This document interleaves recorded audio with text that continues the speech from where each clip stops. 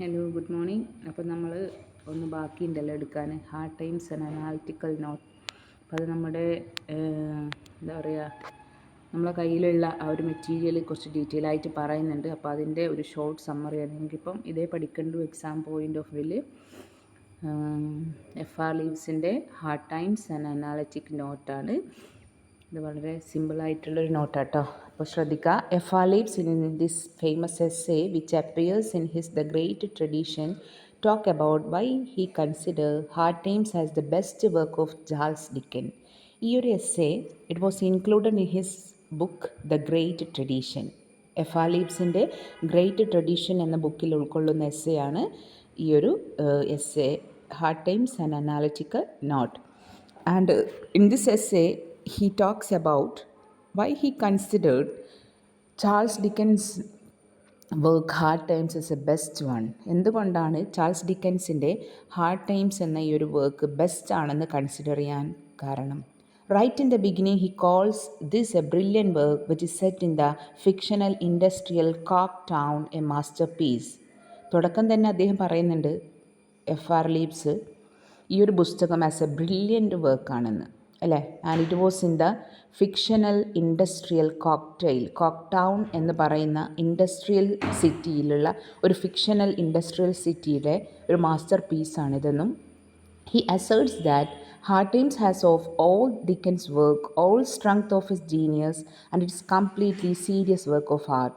Then he talks about the Dickens' Hard Times as it has all strength of his genius. The strength of Dickens' genius can be seen in this work and is completely a serious work of art. ഇതിനെ വിളിച്ചത് FR leaves എന്താണ്? It's a complete serious work of art.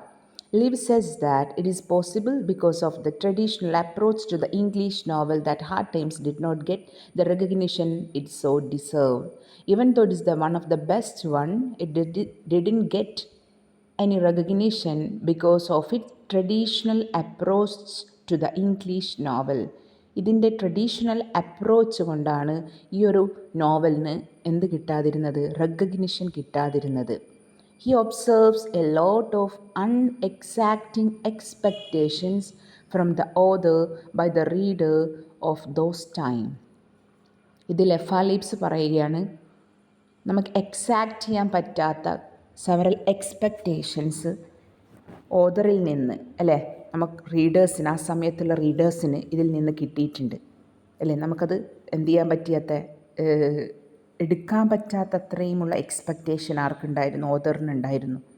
He says Henry James the European also suffered like hard times because of these unexacting expectation.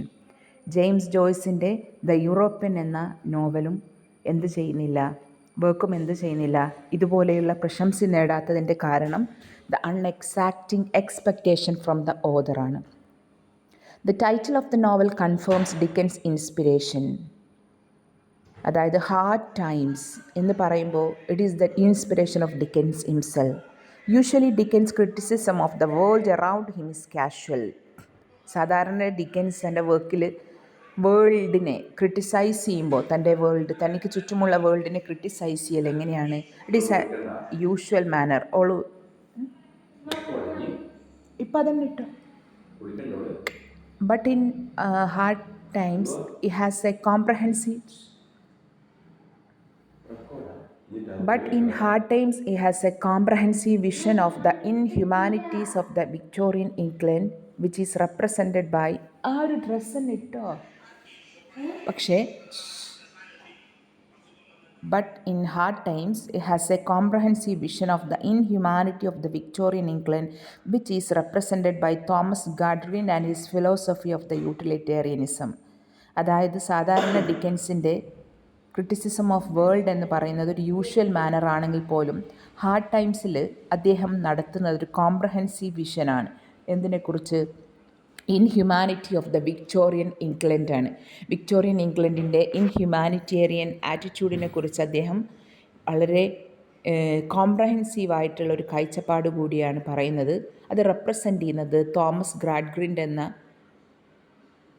ക്യാരക്ടറാണെന്നും അദ്ദേഹത്തിൻ്റെ philosophy of utilitarianism, Thomas Gradgrind എന്ന ആ ഒരു main character who represent the inhumanity of the Victorian society and his philosophy of the utilitarianism എന്ന് പറഞ്ഞു കഴിഞ്ഞാൽ everything that should be done for the betterment of the society, അല്ലേ?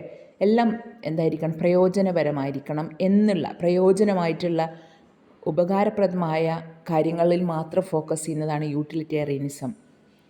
Thomas Gradgrind എന്ന ക്യാരക്ടറും അദ്ദേഹത്തിൻ്റെ utilitarian ഫിലോസഫിയുമാണ് ഈ ഒരു നോവലിലൂടെ അദ്ദേഹം പറയുന്നത്. He is the member of a parliament for Coketown and has brought up his children on the line of the ideals of John Stuart Mill which was previously carried out on himself. താൻ മെമ്പറായിട്ടുള്ള Coketown പാർലമെൻറ്റിൻ്റെ ഐഡിയാസാണ് തൻ്റെ മക്കളിലും, അതായത് ideals of the John Stuart മില്ലിൻ്റെ ഐഡിയാസാണ് തൻ്റെ മക്കളിലും അദ്ദേഹം എന്ത് ചെയ്യുന്നത്, പാസ് ചെയ്യുന്നതെന്നും he marries his eldest daughter of too much older Joshua Bounderby, who is a Victorian rugged individualism. അദ്ദേഹം തൻ്റെ മൂത്ത മകളെ കല്യാണം കഴിപ്പിക്കുന്നത് ഒരുപാട് വയസ്സായിട്ടുള്ള ജോഷ്യ ബൗണ്ടർബേ എന്ന വ്യക്തിക്കാണെന്നും അദ്ദേഹം തനി വിക്ടോറിയൻ റഗ്ഡ് ഇൻഡിവിജ്വൽ റെപ്രസെൻ്റ് ചെയ്യുന്ന ആളെന്നും a believe that an individual can succeed on his own without any help whatsoever from the government. അതായത് ഓരോ മനുഷ്യന്മാരും അവർ വിശ്വസിച്ചത്, അയാൾ പോലെയുള്ള ജോഷ്യ ബൗണ്ടർ പോലെയുള്ള ആൾക്കാർ വിശ്വസിച്ചത് ഒരു ഇൻഡിവിജ്വലിന് വിജയിക്കാൻ പറ്റും അദ്ദേഹത്തിൻ്റെ തന്നെ കഴിവ് കൊണ്ട്, without any help from the government. Bounderby claims to have come from the humble background and to have made it on his own. Bounderby എന്ന് പറയുന്ന ആ ഒരു വ്യക്തി പറയുന്നത് താൻ വന്നത് വളരെ ഹംബിളായിട്ടുള്ള, സിമ്പിളായിട്ടുള്ള ബാക്ക്ഗ്രൗണ്ടിൽ നിന്നാണെന്നും പക്ഷേ താൻ എന്ത് ചെയ്തിട്ടുണ്ട്, തൻ്റെതായ കഴിവുകൾ തെളിയിച്ചിട്ടുണ്ടെന്നും അദ്ദേഹം എന്ത് ചെയ്യുന്നുണ്ട്, പറയുന്നുണ്ട്. Leave is considered Hard Times to be a well-formed novel as he says that it combines flexibility with the consistency. ഈ ഒരു നോവൽ വെൽ ഫോംഡ് എന്നാണ്, ഇതിലൊരുപാട് ഫ്ലെക്സിബിൾ ആയിട്ടുള്ള കാര്യങ്ങൾക്കൊപ്പം തന്നെ കോൺസിസ്റ്റൻസ് ആയിട്ടുള്ള എലമെൻസും അദ്ദേഹം കമ്പൈൻ ചെയ്യുന്നുണ്ട്. And F.R. Leaves gives example of the opening scene in the school room to prove this point. ഇതിൽ F.R. Leaves ഈ ഒരു നോവലിൻ്റെ ഓപ്പണിംഗ് സീന് എന്ത് ചെയ്യുന്നുണ്ട്, പ്രൂവ് ചെയ്യാൻ വേണ്ടി. പ്രൂവ് ചെയ്യാൻ വേണ്ടി here he combines both flexibility with consistency എന്നത്. Here it is the opening scene. Girl number 20 said Mr. Gradgrin, squarely pointing with his square forefinger, I don't know that girl. Who is that girl? Mister ഗ്രാഡ്ഗ്രിൻ്റെ എന്ന് പറയുന്ന വ്യക്തിയുടെ സ്കൂളിൽ നടക്കുന്ന ഒരു കാഴ്ചയാണ് നമ്മൾ ഈ സ്റ്റോറിയിൽ കാണുന്നത്. അദ്ദേഹം അറ്റൻഡൻസ് വിളിക്കുമ്പോൾ എന്ത് ചെയ്യാണ്, തൻ്റെ സ്ക്വയർ ഫോർ ഫ്രണ്ട് നീട്ടിക്കൊണ്ട് പറയുകയാണ്, who is girl number 20? Sissy Jupe's explain number 20 blushing standing up and curtseying. അപ്പോൾ സിസി ജൂപ്പ് എന്ന് പറയുന്ന ഗേൾ പറയുകയാണ്, it is me Sissy Jupe's. Sissy is not the name said mister Gradgrind. Don't call yourself Sissy, call your Cecilia. അപ്പോൾ പറയാണ്, master പറയുകയാണ്, ഗ്രാഡ്ഗ്രിൻ പറയുകയാണ്, CC എന്ന് പറയുന്നത് നോട്ട് എ നെയിം, അതൊരു പേരല്ല. And don't call your name as Sissy but call yourself as Cecilia. അപ്പോൾ Sissy പറയുകയാണ്, it is the father has calls me Sissy sir, return the younger girl in a trembling voice.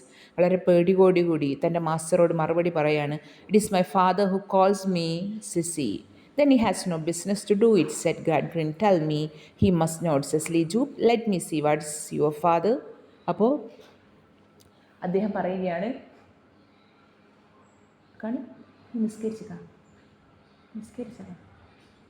അപ്പോൾ ഇയാൾ പറയുകയാണ്, master പറയാണ്, നിൻ്റെ അച്ഛനൊരു ബിസിനസ്സും ഇല്ലാത്ത ആളാണ് അല്ലേ, ഒരു പണിയും ഇല്ലായിട്ടാണ് നിനക്ക് അങ്ങനെ പേരിട്ടത് എന്നൊക്കെ പറയുന്നു. എന്നിട്ട് ചോദിക്കുകയാണ്, എന്താ നിൻ്റെ അച്ഛൻ്റെ ജോബ് എന്ന്. അപ്പോൾ അവൾ പറയാണ്, he belongs to horse riding അല്ലേ, അദ്ദേഹത്തിൻ്റെ ഹോഴ്സ് റൈഡിങ് ആണ് അദ്ദേഹത്തിൻ്റെ ജോബ് എന്ന് പറയുന്നു. പിന്നെ അദ്ദേഹം എന്ത് ചെയ്യുന്നു, ചോദിക്കുകയാണ്, എന്താ നിൻ്റെ ഫാദർ ഹോഴ്സുകളെ എന്ത് ചെയ്യാറുണ്ടോ, അടിക്കാറുണ്ടോ എന്നൊക്കെ ചോദിക്കുന്നു. അപ്പോൾ പറയാറുണ്ട്, ഹോഴ്സ് അതിൻ്റെ കൺട്രോളിൽ കിട്ടിയില്ലെങ്കിൽ അടിക്കാറുണ്ടെന്ന് പറയുന്നു. പിന്നെ ചോദിക്കുകയാണ്, നിൻ്റെ അച്ഛൻ ഹോഴ്സിനെ ഒരു ഹോഴ്സ് ടേക്കറാണോ, അല്ലെ ഹോഴ്സ് ബ്രേക്കർ മാത്രമാണോ, അത് ഡോക്ടേഴ്സ് സിക്ക് ഹോഴ്സസ് ആയാൽ അദ്ദേഹം ഒരു ഡോക്ടർ ആകാറുണ്ടോ എന്ന് പറഞ്ഞാൽ രോഗിയായ ഹോസിനെ ശുശ്രൂഷിക്കാറുണ്ടോ എന്ന് ചോദിക്കുകയാണ്. അപ്പോൾ പറയുകയാണ് യെസ് എന്ന് പറയുന്നു. അപ്പോൾ ചോദിക്കുകയാണ് മാസ്റ്റർ, എങ്കിൽ നിൻ്റെ അച്ഛനൊരു വെറ്റിനറി സർജൻ അല്ലേ അല്ലേ? അപ്പോൾ നീ പറയ്, what is the definition of horse? അങ്ങനെയാണെങ്കിൽ പറയ്, എന്താണ് ഹോസിൻ്റെ ഡെഫിനിഷൻ? അദ്ദേഹത്തിന് വേണ്ടത് ഫാക്റ്റാണ്. As he believes in utilitarianism. ആ സമയത്ത് സിസി ജൂപ്പ് എന്ത് ചെയ്യുകയാണ്?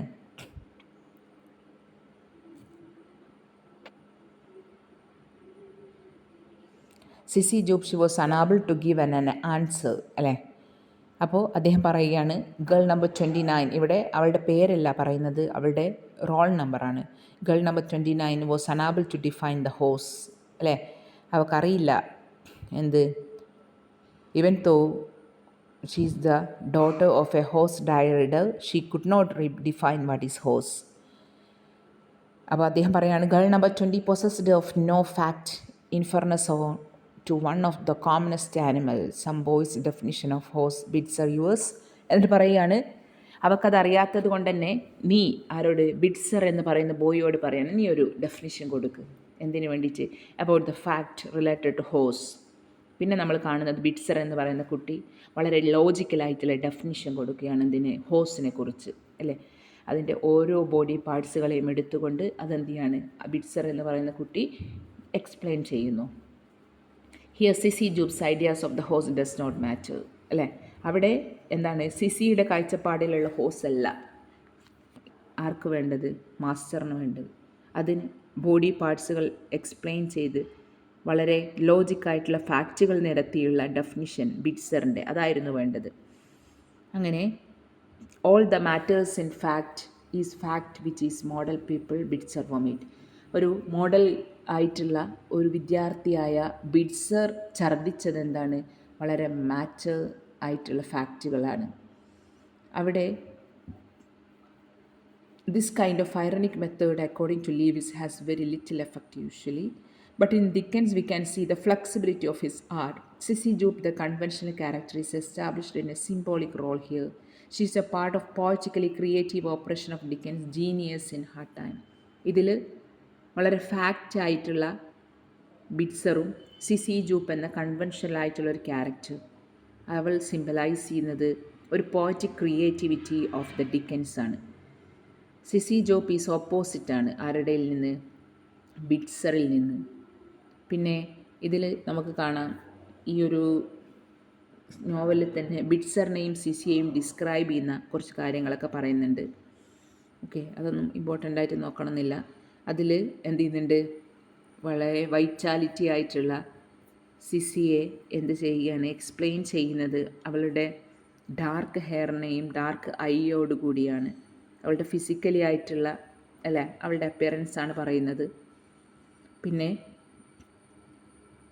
Gradgrin's utilitarian house, Stone Lodge, is described as some sort of an inescapable prison for the Gradgrin's children. പിന്നെ അതിൽ ഗ്രാഡ്ഗ്രിൻ്റെ വീട്, it is based on utilitarian philosophy, that's why it is A utilitarian house. അതൊരു stone lords ആണെന്നും അതിനെ describe ചെയ്യുന്നത് ഒരു ഇനെസ്കേപ്പബിൾ ആയിട്ടുള്ളൊരു പ്രിസണാണ് തൻ്റെ മക്കൾക്ക്. ഗ്രാഡ്ഗ്രിൻ്റെ മക്കളെ സംബന്ധിച്ചിടത്തോളം അവിടുന്ന് രക്ഷപ്പെടാൻ പറ്റാത്തതാണ്.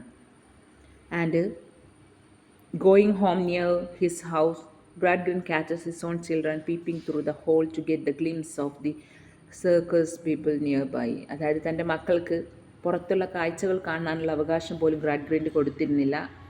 അദ്ദേഹം എന്താ ചെയ്യാറ്, ചെറിയൊരു ഹോളിലൂടെ തൻ്റെ മക്കൾക്ക് അതിലൂടെ എത്തി നോക്കാനുള്ള അവസരം മാത്രമേ ഉണ്ടായിരുന്നുള്ളൂ. അദ്ദേഹത്തിൻ്റെ 2 മക്കളായ ലൂയിസയും തോമസും അവരെന്താണ് ഒരു ലോജിക്കിൻ്റെ എജക്റ്റീവ്സ് ആയിക്കൊണ്ടാണ് നമ്മളോട് പ്രസൻറ്റ് ചെയ്യുന്നത്. അത്രയും logic and reasons related two mathematics ആയിട്ടുള്ള കാര്യങ്ങളാണ് അവർ എന്ത് ചെയ്യുന്നത്, ഫോളോ ചെയ്യുന്നത്.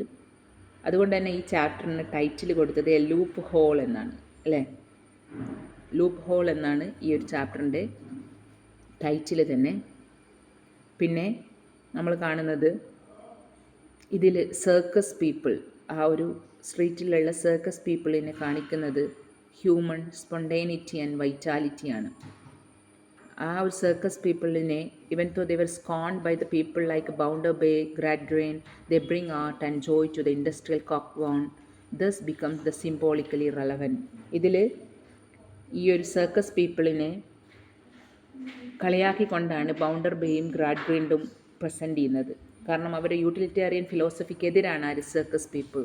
പക്ഷേ it is this circus people they bring art and joy to the industrial Coketown. ഈ കോക്ക് ടൗൺ എന്ന ഇൻഡസ്ട്രിയൽ ടൗണിൽ സന്തോഷവും ആർട്ടും കൊണ്ടുവരുന്നത് സർക്കസ് പീപ്പിളാണ്. They are in the Dickens reaction to industrialisation. ഈ സർക്കസ് പീപ്പിളാണ് ശരിക്കും അദ്ദേഹത്തിൻ്റെ ഒരു റിയാക്ഷൻ ടു ഇൻഡസ്ട്രിയലിസം. ഇവരെ പോലെയുള്ള ആൾക്കാരെ പ്രസൻറ്റ് ചെയ്തുകൊണ്ട് ചാൾസ് ഡിക്കൻ ഇൻഡസ്ട്രിയലൈസത്തെ എന്ത് ചെയ്യാണ്, റിയാക്ട് ചെയ്യാണ്.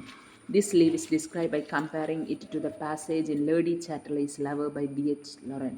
ഇവിടെ D.H. ലോറൻസിൻ്റെ ലേഡി ചാറ്റർലീസ് ലവർ എന്ന വർക്കിനെ അദ്ദേഹം എന്ത് ചെയ്യുന്നുണ്ട്, കമ്പയർ ചെയ്യുന്നുണ്ട്. ഓക്കെ, ബാക്കി നമുക്ക് അടുത്ത ക്ലാസ്സിൽ. Thank you.